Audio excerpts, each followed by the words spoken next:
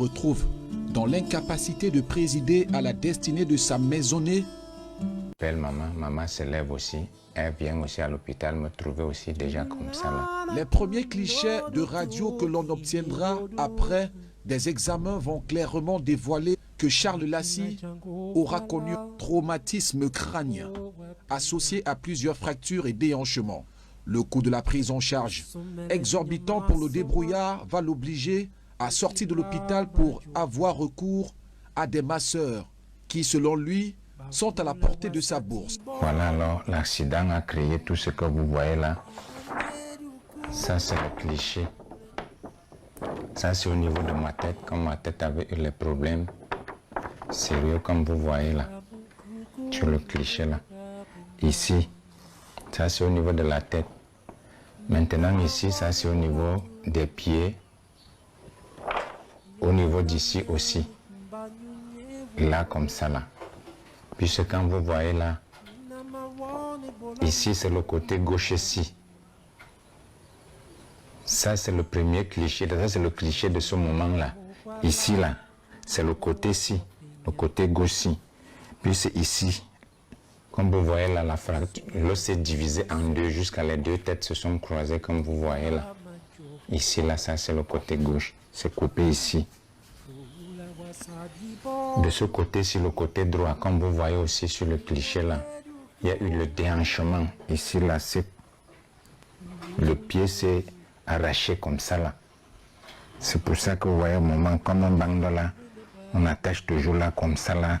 On attache là pour pouvoir un peu serrer par là-bas comme ça là, pour serrer sur mon corps comme ça, comme vous voyez là. Voilà alors.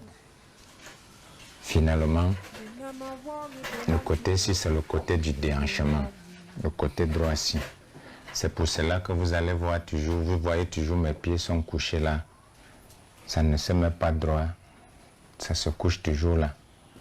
Voilà, alors au niveau de l'hôpital là, on a pu faire ce qu'on pouvait faire. À un certain moment donné, il fallait encore trop d'argent.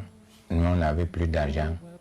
Et puis, je suis sorti de l'hôpital et commençais plutôt par aller plutôt pour le massage. Voilà, là, entre-temps, beaucoup de masseurs ont aussi fait ce qu'ils pouvaient faire. Mais entre-temps, eux, ils me disaient que ils ont déjà arrangé ça, l'os ici dedans, jusqu'à ce que c'était bon. Voilà ce que eux, ils me disaient. Ces masseurs-là, chacun. Mais à ma grande surprise, et ce qui était en train de me convaincre était qu'entre-temps, les douleurs baissaient quand même un peu. C'est là où j'étais aussi convaincu. Les masseurs me disaient que voilà, que non, c'est déjà rentré, ils ont déjà mis l'os là en place.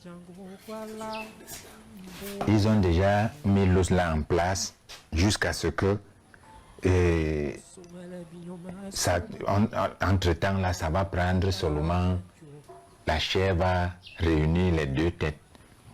Comme ils ont travaillé jusqu'à mettre les deux têtes, voilà ce qu'eux ils me disaient.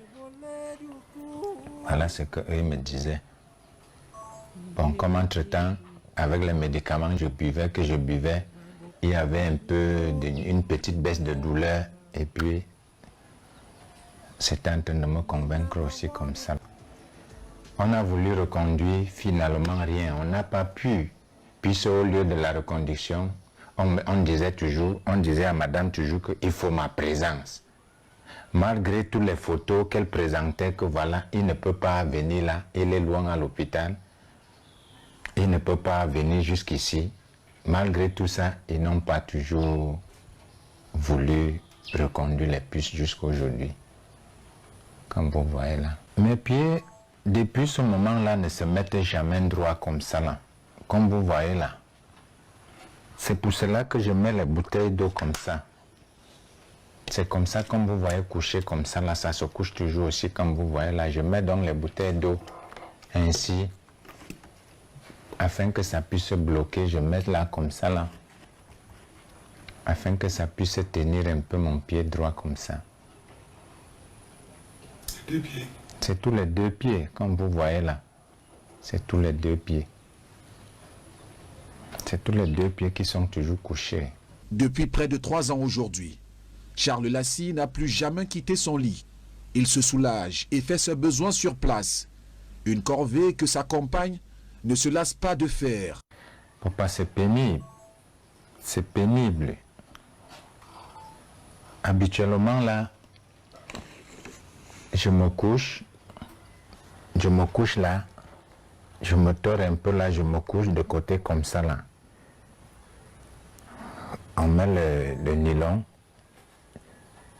On met le nylon et puis on reçoit, et le pot, on reçoit et puis afin d'aller verser comme vous voyez là. Au cœur de ce malheur, il a mis sa foi en Dieu. Moi, tout d'abord, je suis chrétien et j'ai toujours demandé, j'ai des pasteurs qui viennent ici, même comme mon père que vous voyez assis là. Lui, c'est un pasteur, lui, il prie tout le temps pour moi, c'est chaque jour qu'il venait prier. Et aussi, certains aussi, ils priaient aussi pour moi comme ça là, afin que je sois comme ça là. Il s'est beaucoup battu pour moi. Charles n'a véritablement pas connu d'assistance de la part des siens. Ce sont des rares personnes dans ses alentours qui, l'ayant connu dans sa charpente physique, vont éprouver de la pitié et compassion pour lui. À part cela, rien d'autre. Charles estime que cela peut être dû au fait qu'il ne possède plus son numéro. Papa, depuis que je suis couché, ceux qui peuvent, ceux qui ont la volonté, me regardent. Comme aussi surtout, beaucoup de ceux qui me connaissaient même, ils ne sont informés même de rien puisque je n'avais même pas les contacts, soit pour les aviser que voilà.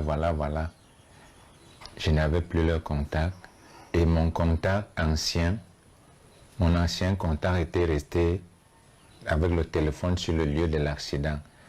Donc comme entre-temps, eux, ils pouvaient même ne pas me voir et peut-être un jour dire, bon voilà, pour m'appeler pour qu'on puisse même s'échanger, qu'ils se connaissent même aussi.